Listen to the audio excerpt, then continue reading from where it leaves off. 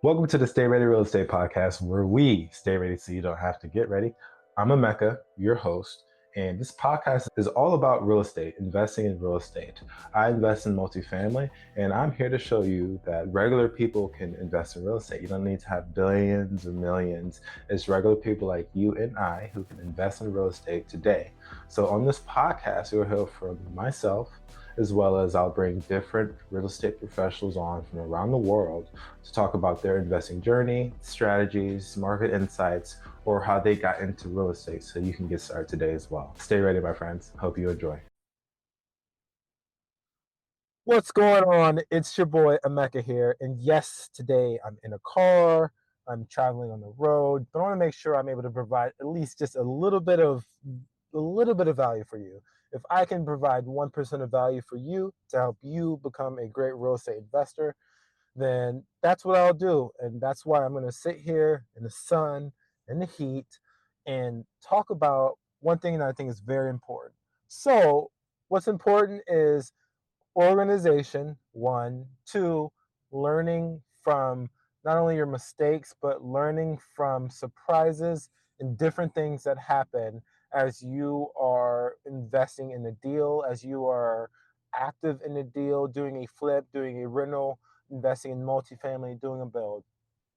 We need to understand that we cannot make the same mistake twice. Can it happen? Absolutely, yes. But how do we avoid the same mistake in the future? We do that by documentation, is number one. And number two, making sure that you are utilizing the documentation you have and you build a process to do so. And how I know this, why this is fresh, why am I sitting in the car while the sun's on my face trying to tell you this? And it's strictly because I'm currently working on a flip and there's been a surprise after surprise after surprise, or something that I didn't account for, or something that um, maybe could have been avoided. Um, and where it could have been avoided was if I just took more detail, took more documentation, and prepped for it. The reality of it is the deal is still gonna be fine, right? We're still gonna make money. And the other reality of it is sometimes you don't know what's going to happen unless you actually start working on things. So I'm gonna give you two examples: crushed ductwork, crown molding, uh, crushed ductwork, and crown molding. Right. So let's start with the crown molding. The crown molding um, brought in big surprise. So number one, the crown molding at the top of the wall and that touches to the ceiling. There was crown molding in some of the rooms, not all of them. And I knew it was there, but it did not look, it honestly, it didn't look that bad. It might look like you need to clean it, wash it, even though it wasn't in every room, like every major room. It was in the bedrooms, and it was also in the dining room. So it looked like it was in rooms that were square where you wouldn't really notice.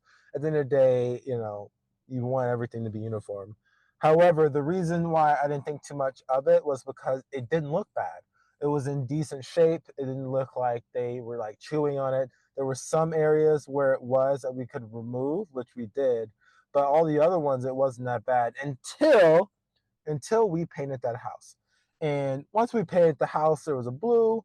Once we painted the ceiling, it looked horrible. So I said it had to go. It had to go. Even though I didn't prep for that or budget for that, it has to go. Because the most important thing when you are doing a flip, the most important thing is providing a great product that someone's going to buy quickly, right? And you want to do that while you're in budget, but it is okay to go a little bit over budget to make sure that product is good. And you shouldn't be going over budget once you have your processes and you're learning from the mistakes. But moral of the story is we took that crown molding off, and now we realized the crown molding was there because they were hiding blemishes. The drywall did not touch the ceiling. It was holes throughout, and it held us back a couple days.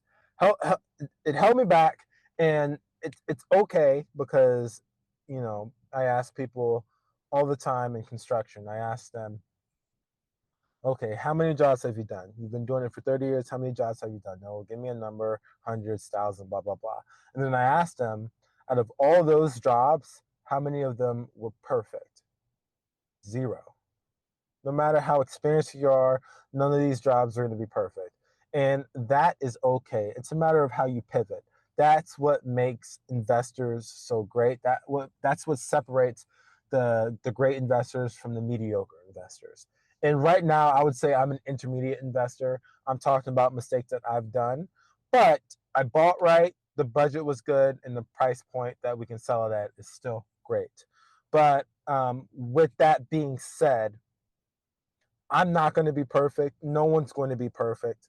And that's okay. So now that we know that in future houses, if there's crown molding, we need to itemize on our rehab sheet, take off crown molding, put new on, or take off crown molding, patch up mud, and paint over it. Because if you paint first and then take off the crown molding, that's extra work for them that adds on a couple days. But if they would have known before, we could have avoided it. And that all comes down to decision making on being quicker and more decisive.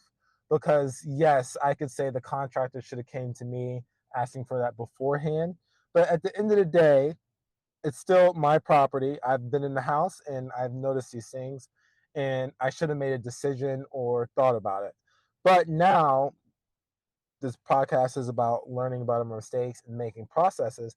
Now, because of this, I can add that, document that, and say, hey, okay, when I'm walking around another house, does it have chromoning? Yes or no? Can you keep it? Is it replace or repair? Can't keep it. Replace, repair, or get rid.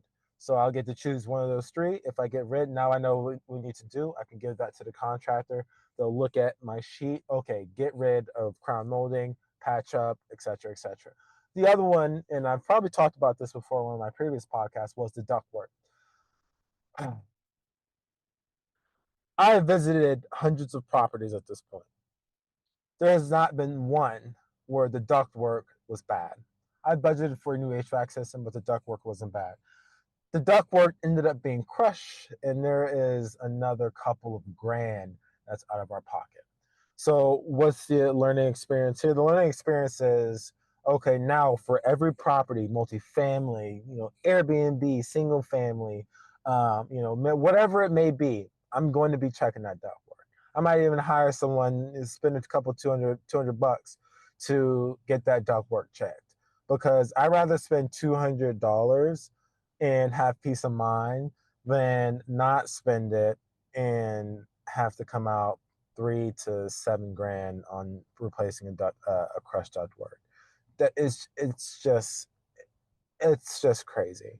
And I don't really get upset, right? I don't get upset. Some things are frustrating, yes, but if we are in this space for the long haul, we have to understand that this insert bad word, this poop it's gonna happen. It's not a matter of avoiding it. It's a matter of how to handle it when it does. Because every job I've been on, there's been some surprise. There's been something where I didn't account for or the team didn't account for, and that's okay because we can't know everything. But don't make the same mistake twice. Don't make the same mistake twice, and everything's going to be okay. If there's something that you learn from it, make sure you actually learn. Don't just talk about it. Don't just tell someone else about it. No, document it. Figure out a way to avoid it for every job in the future. And that's how you're going to grow, right? This is my first flip that I've done since 2021. So I'm a little bit rusty. And even though I'm rusty, I still understand how the numbers work and I still understand what needs to be done. And you can't do a rental and the flip, they're just not the same.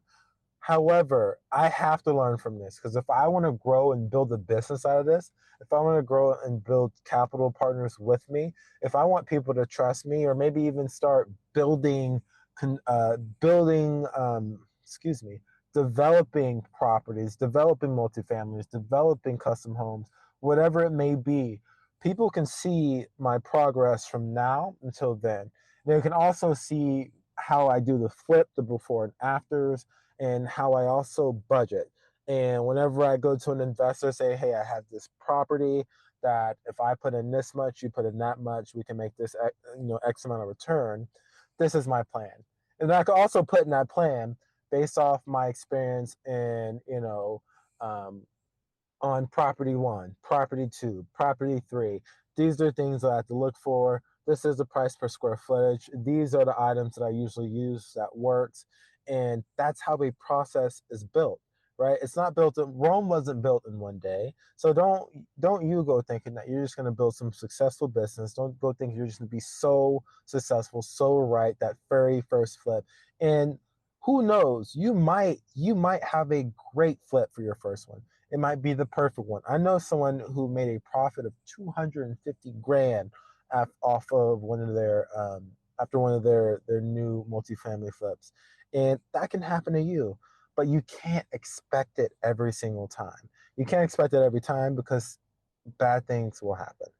And I don't want to be a Debbie Downer here, but the reality is it's not about what happens, it's about how you handle it. And if you handle it accordingly, then you're going to be okay. If you handle your emotions accordingly, because real estate is emotional, blood, sweat, and tears is a real thing that happens in real estate because there's a lot of money involved. There's money involved, it's your precious baby, and you just want the best for it. But sometimes hard decisions need to be made, and you just have to make sure with your decision it doesn't compromise you making money. And the number one rule in real estate when you're doing deals is don't lose money.